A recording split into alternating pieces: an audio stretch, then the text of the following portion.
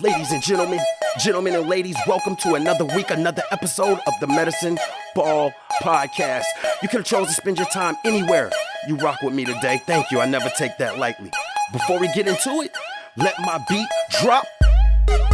Yes, that's right. Welcome to Medicine Ball with your boy LS3 to be exact. And if you ain't in shape, at least your brain should be. Welcome, ladies and gentlemen, to the Medicine Ball Podcast, where we focus on giving your brain a six-pack by exercising your mind. Now, exercising your mind means that you actively think about and deal with all situations by first seeking to do anything other than what you are normally programmed and or comfortable in doing. Now, if you're someone who struggles and wants to get better at thinking about things beforehand, as opposed to reacting in ways that require less effort, well, just like anything you want to get better at, it does require training, practice, and work. Now, I'm well aware that thinking about things beforehand as opposed to responding off instinct does require effort. And who doesn't prefer things that are easy? Well, the first step, my friends, can be very easy, and that's to begin to look at all things from an unbiased point of view, which in itself will increase your curiosity in life. Now, exercising your mind won't give you all the answers. You will, however, begin to look at things with more peace, understanding, and patience, while simultaneously equipping yourself with more tools and strategies to help you effectively deal with this thing called life. Now, before we go any further, I'm no doctor, no psychiatrist, no psychologist. I have, however, been diagnosed with bipolar disorder level 1 for 16 years. And to be honest, I got to a point in my life where I was looking at the person I was becoming versus the person I wanted to be. And that, among other things, required me to look at my mental health responsibly. So whether or not you're diagnosed or know someone who's diagnosed or have symptoms or just want to know more about it, it doesn't matter. Maybe you're one of the many people who could just use some tips, tricks, and different ideas to help you get through day-to-day life. Pull up a seat, kick up your feet. This is your family, man. Welcome home, no judgment zone. This week's episode 502, Mental Combine. Let's go. Welcome, ladies and gentlemen and ladies, man. Welcome to this episode of the Medicine Ball Podcast. Let's get into it real quick. The YouTube, so, mental hacks, always trying to get better and be more efficient. I have started doing a lot more shorts, right? So my YouTube link is in the podcast description, but just in case, it is Lorenzo Scott III, which is going to be 3 eyes. You'll see the Medicine Ball logo. Please go tap into that. I appreciate it. Merchandise, man. Whether you go to the website, www.medicineballls3.com, or Instagram or Facebook, I do have Medicine Ball merchandise still available. I'm always looking to read that up and keep that in stock. So if you want, if you're interested in the merchandise, go check it out there. Instagram, go follow me, Medicine Ball LS and then the number 3, Medicine Ball LS3. Go follow Mamba. That guy Mamba, man, he's getting popular, man. Mamba's Reels, I'm really starting to tap in more into utilizing him and in instances where I would just get annoyed or frustrated. In life in general, I'm working on adjusting that into being more happy or jovial, right? But I'm pulling out the camera, man, and I'm about to get this GoPro. I've got many cameras. I got the pet cam, so forth, so on. But people are really tapping into that. So go follow us on Instagram. Piggybacking off of that, I've been doing more posts myself on Instagram, videos of me just talking about things. And I talked about this combine thing. I'm expounded upon it on the show because we're discussing self-development. Somebody asked me a question. So I, kind of responded on Instagram. And speaking of asks, Wisdom, it's the Wisdom app, right? I try to share it as much as I can and everywhere I can, but you could go on there and it's like productive version of Clubhouse. I don't know. I just hear a lot of drama on Clubhouse, but this, they're not going for it. So there's numerous topics: mental health, life coaching, relationships, et cetera, but you can ask questions and they're really building on this question thing. So go ask me questions there. But I was asked this question from someone just in relation, I guess they're going through some self-development and having a reflective point, but just asking me questions about, how I perceive them, and then telling me some things that is happening when they're going to date people. I just kind of mentioned that I think that this person's pretty intelligent, but, I think that their behavior sometimes lowers their tier. Draft stock, we'll use that for this episode, but it lowers it. And so that way you're gonna, maybe attract a team or a person that doesn't know the more firmly grounded principles or morals or characteristic traits that you have, and when things hit the fan, you're gonna feel like messing with somebody beneath you, right? So I hope that made sense. But all of that to say, the combine. So this is medicine ball, and I did start this off like making a lot of relations to sports and situations in sports, whether it be golfing or at a bat or things of that nature, to life and mental health. So, a combine tests athletic skills, including speed, power, strength, and agility, to identify the top players for the sport. One thing that's unique about combines is it's an opportunity to evaluate for teams and coaches to evaluate the best of the best prior to selecting them. So let's talk about the draft a little bit and the actual implications of it for those who are just like casual sports fans and they may not realize what happens when with draft picks and everything, right? So the draft is a chance to get the people who are semi-pro, right, which is going to be collegiate or college players, into the pros. So let's just look at NFL, NBA. I mean, you can look at hockey. Baseball is a little bit different because they have a league. But let's just look at the places where you're going to get picked from college and go straight to a pro team, right? No dream league, no middle or anything like that, right? Now, the way that they do the draft in a majority of sports, and I'm just giving you like a real top heavy version because it gets real intricate with the draft because tanking comes into play, which means you're losing on purpose to try to get a good draft pick. But just overall, like if you're a bad team, you're theoretically supposed to get a good draft pick the following year. Now, again, I'm just going high level. I'm just going lower level because it's like, if you traded your draft picks away, I'm a Lakers fan. That's the problem they have now. Their next two draft picks are in 2023 and I think 2029. So when they're trying to trade the players, people want draft picks because that's fresh new talent. But we're keeping all of that out, and we're just gonna say, for the sake of the argument, the worse you are, the worse you are, the better your draft pick should be. So theoretically, that means if you're picking, you should get the cream of the crop, right? So when they start talking about bust, right? So boom, back to my friend and talking about attracting the wrong people that they've invested into. For this argument, we're gonna call that a bust, right?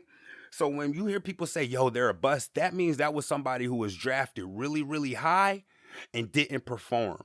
Right? I'm a Lakers fan. I'm gonna have to use somebody like Kwame Brown, who was drafted, I think, number 1. And like when you look at his career, and I'm not hate, but it's just like you drafted number 1 and he averaged like 8 points per game over a like 12-year career. You see what I'm saying? Versus somebody who I don't know, like Kevin Durant, who actually went second, he averages like 30 points a game. So that's just to give you an idea of how it's supposed to convert.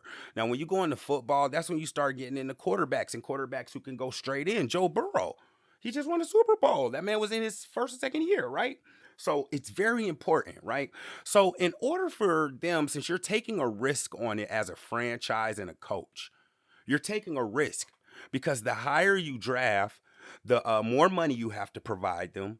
And it's a long term contract. So I believe if you're in the top 10 in football, let's just say football, right? You got a 3-year contract, and it's like the top 10 slots.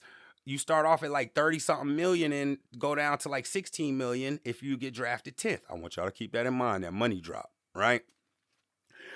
Basketball, same thing. If you're drafted in the first round, you get a guaranteed contract. If you get drafted in the second round, you may ended up going to the G League or the developmental league. If you're drafted in the first round, it puts more pressure on the team to insert you then because you're an investment that they're paying money and they spent a high draft pick on.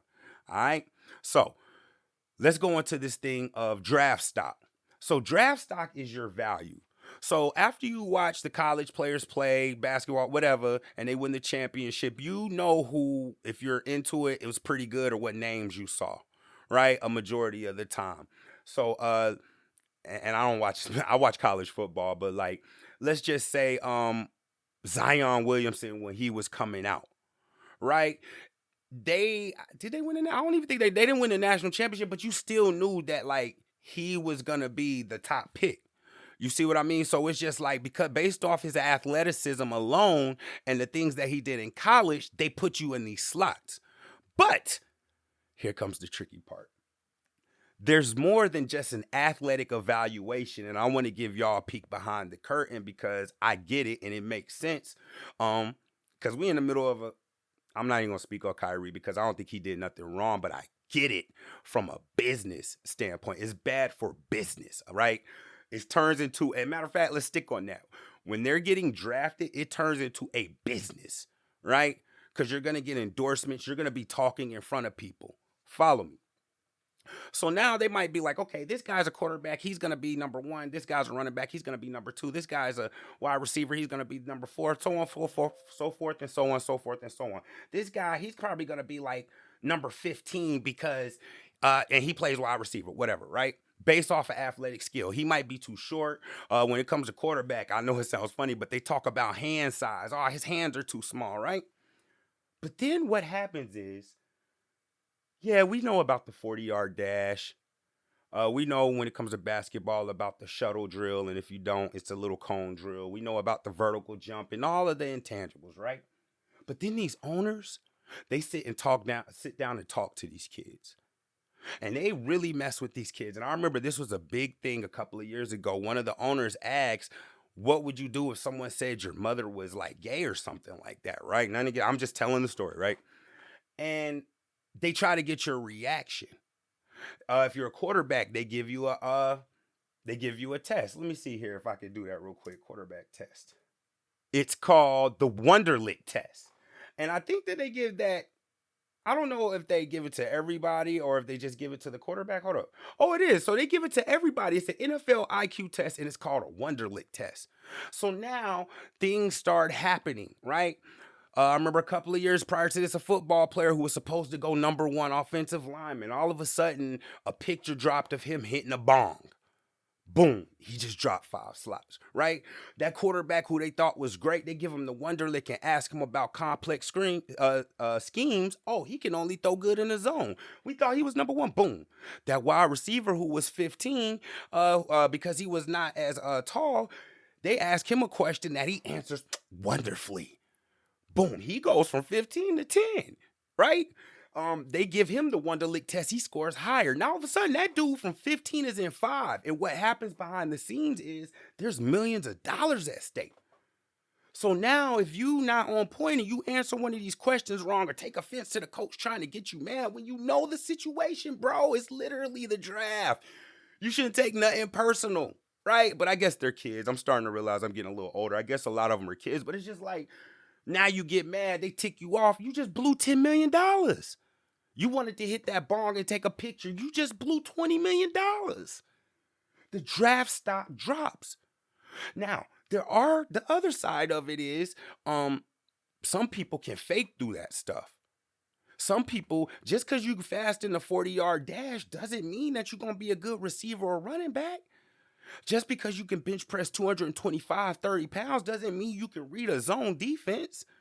And I know I'm getting complex on y'all, but all of this to say that it's an investment and it's risky, and that's where busts come from. Somebody did great. They draft him. Oh, he ain't do nothing. Just like that, their career over. You don't even hear about him no more. I can name tons of people like Sam Bradford. It's just tons of people, right?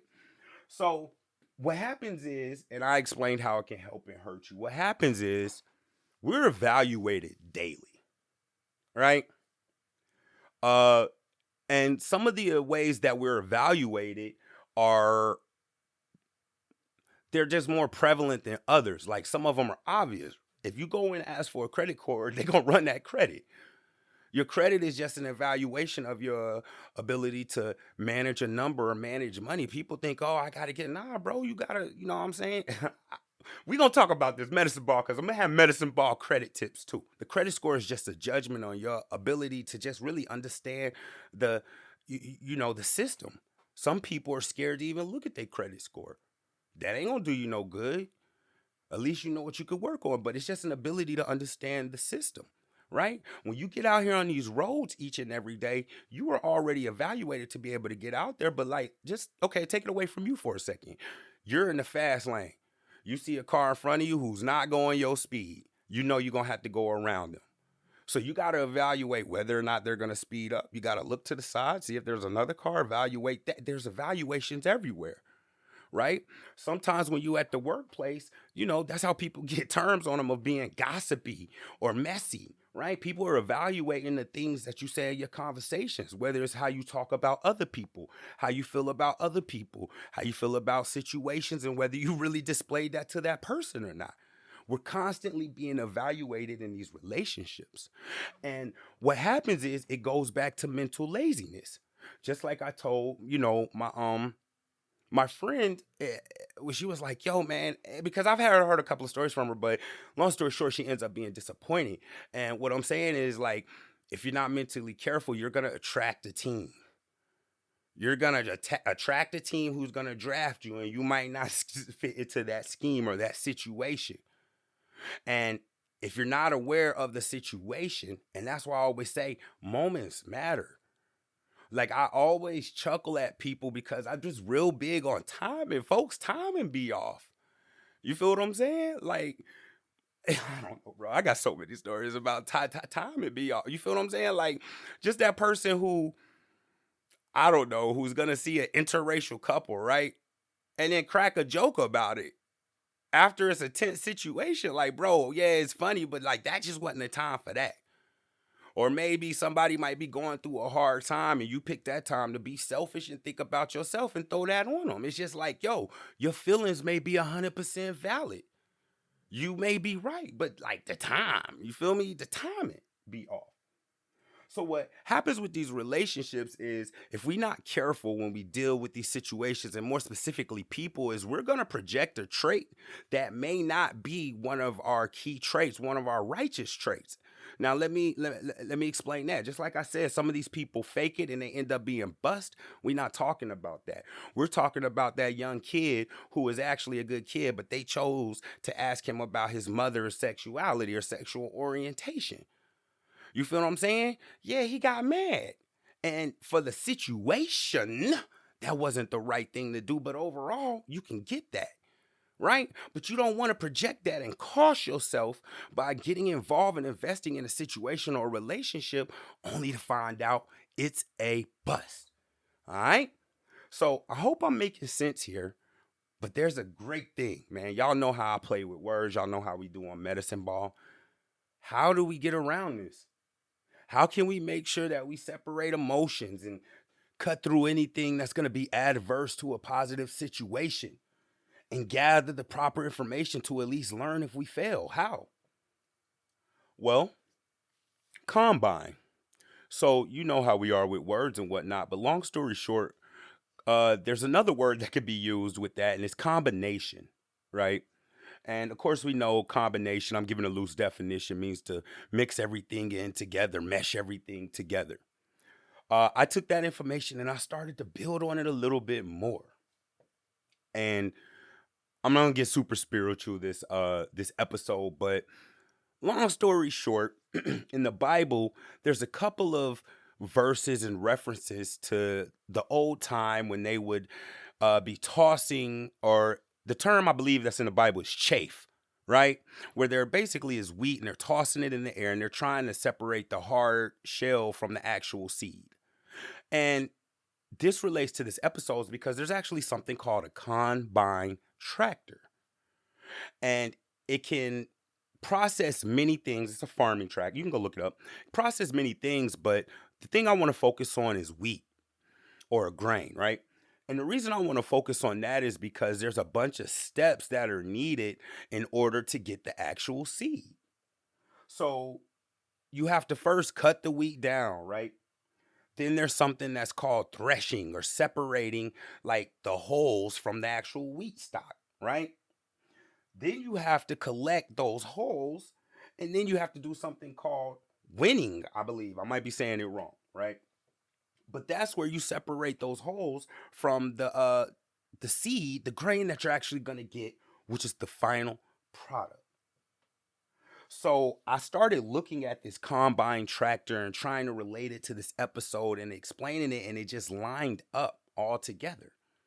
So the tractor actually separates, well, it doesn't separate, it does separate, but it combines all those set. They call it a combine tractor, which makes sense because it combines all those steps, those 4 steps, into one thing, so you could process the wheat more efficiently.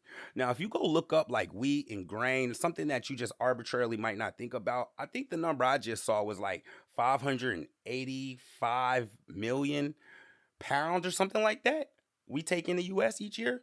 So it's something that's in food. It's important, right?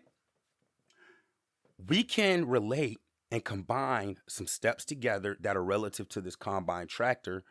And before I get into this, I want to let you know, if you're in the peanut gallery, if you haven't been exercising your mind, this may well, pause. Let me pause on that. Real quick, human abilities. And I say this often in episodes and in life. Man, I'm careful because I know as humans, we are sometimes arrogantly and ignorantly confident in our abilities to do things, even if it's something we've never done before.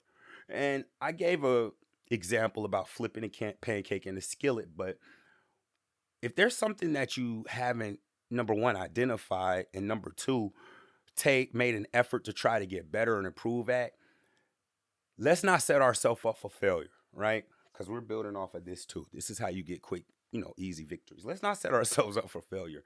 We might need to go into some of these situations that we've never practiced and expect that it's going to be a little turbulent when we first start off. It's going to be tedious. If you want to be more patient, if you don't want to overtalk people, bruh, it's going to be hard going through it. And depending on the amount of effort, it may take you a long time to even start to improve on it if you loafing and not giving max effort.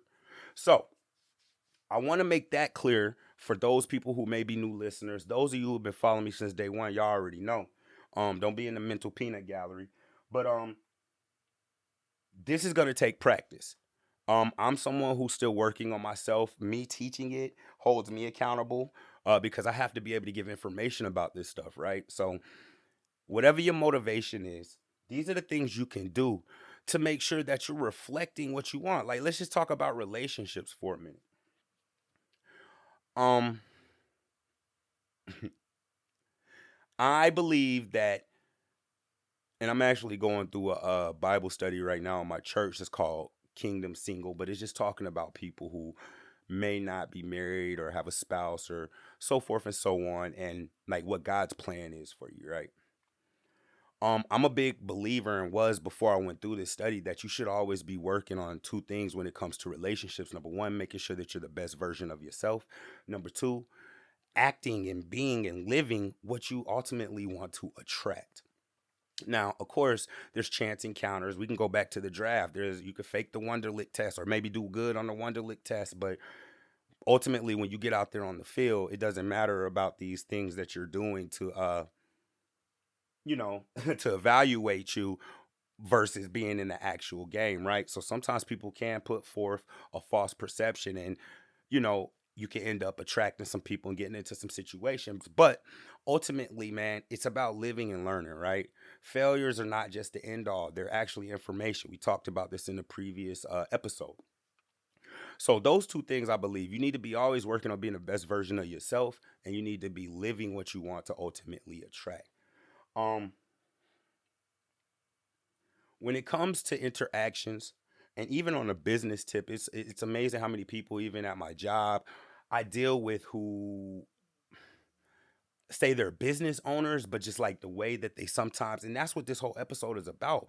You may be a fire business owner, but your timing and situations and what you may put out and your attitude or your characters during those time may not reflect you being a successful or calm business owner. You feel what I'm saying?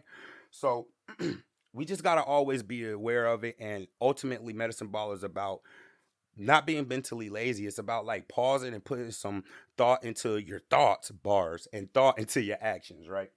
So let's get into these 4 things. I tried to make it easy by relating it to the tractor. Remember, the 4 steps are reaping, threshing, gathering, and winning or whining. I'm winning, whatever. I'm going to say winning, like Charlie Sheen, right? And I'm going to tell you why.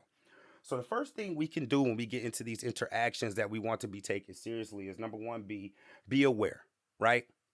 And the first thing that we have to do is cut away any pre thoughts about a situation or a person that we may have, right? We have to cut that away first. We have to cut away anything that's going to be adverse to what we ultimately want the outcome to be of any interaction or conversation. And I always talk about this in medicine, but like people be too focused on what's happening right then instead of a long-term goal.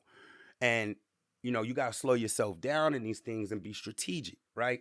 So the first thing to do is to cut away anything that's going to, any adverse thoughts, right? Any adverse feelings, right? That is not going to help you to get the best out of an interaction with someone or what you're trying to put out for that person, right? Cool. Number two, threshing. That says separate. You want to separate any emotions. Now, take this with, you know what I'm saying? You got you got to take this with a grain of salt because I don't think it's possible for humans to completely be 1,000% logical. And there may be some people out there who are like mass murderers or just dead set people, but it's hard to take emotions out of things, especially if you've like had a child, have a pet, it's very, very hard to completely separate emotions. But when I say take it out, don't let your emotions override your logic. You got me? So it should be like 70-30, 75-25 when it comes to that. So you want to separate emotions because emotions bring in, or if your emotions are too high, they can bring in feelings that are not comfortable, or they're not they're going to be adverse to what you're trying to accomplish, such as anger, envy, jealousy, confusion, upset, sad. It brings in too much. So you got to be aware of your emotions, and at the bare minimum, even if you just stop and gather, like, yo, I got to go into this thing with my logic higher than my emotions, that's good enough. Get your wins where you can. All right. Number three, gather, right? Collect the information out. So now that you've checked your emotions and you've slowed down, right, and you cut away anything that's going to be adverse, now collect information about what you're trying to put together. And here's most importantly, collect information about your audience, bro. One of the realest things one of my managers ever told me was, man, you got to know your audience. Right? It matters, bro. It matters. You're not gonna go up in the bank with an attitude talking about some, yo, I worked hard. I need it. Good luck. Right? So collect information from yourself within that situation, right? With knowing that your logic should be weighing higher than your emotions, and also collect information about your audience. This is important because when you're making an honest effort to collect information about who you're speaking or dealing with, people can feel and they can tell that. And when you're sincere like that, it allows them to open up. It helps them to feel comfortable and that it's an evil conversation. We talked about this on another episode, the power of words, the war of words, and what happens in conversation product. So after you've gotten your thoughts and yourself together, logic over emotions, right? We're not saying completely devoid of emotions. Collect the information about the situation, what you're trying to say, and your audience. Then you want to fine tune it and get the final product, right? Now, boom. I know this sounds like a lot to go through. And there's a couple of reasons for that. Number one, I'm wording it in a very particular way so you all can know, but once you start practicing it, it will be easy. You could take shortcuts. You follow me? If, like, for instance, like in these situations, a shortcut I would take, or a little tip I would do, is like listen to try to understand and relate.